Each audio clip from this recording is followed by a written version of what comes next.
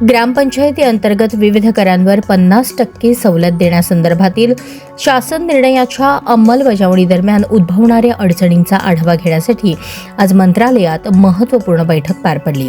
या बैठकीत ज्या ग्रामपंचायती प्रभावीपणे कार्यरत आहेत त्यांना आवश्यक ते पूर्ण सहकार्य देत जनतेच्या पाठीशी खंबीरपणे उभे राहावे, तसेच लोकहिताच्या विकास कामांना प्राधान्य द्यावे यावर भर देण्यात आला। मुख्यमंत्री समृद्ध पंचायत राज अभियानांतर्गत गावांची निवड करताना पूर्णतः पारदर्शक पद्धत अवलंबून कोणतीही पक्षपाती भूमिका न घेता उत्कृष्ट कामगिरी करणाऱ्या गावांचीच निवड करण्यात यावी, कारण गावांचा सर्वांगीण विकास हाच या अभियानाचा मुख्य उद्देश आहे असे स्पष्ट करण्यात आले।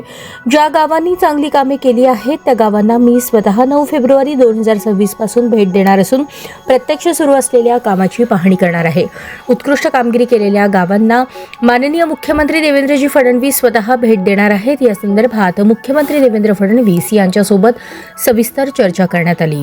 मुख्यमंत्री समृद्ध पंचायत राज अभियानाला अधिक गती देण्यासाठी जिल्हा परिषद स्तरावर वॉर रूम स्थापन करून पंचायत स्तरावरही त्याचा प्रभावी अंमलबजावणी करण्यात येणार आहे। गटविकास अधिकाऱ्यांनी प्रत्यक्ष गाव भेटी घेऊन योजनांचा सखोल आढावा घ्यावा, तसेच नाविन्यपूर्ण व लोकाभिमुख कामकाजातून ग्रामपंचायतींची प्रगती जनतेसमोर ठळकपणे दिसून यावी यावर विशेष भर देण्यात आला।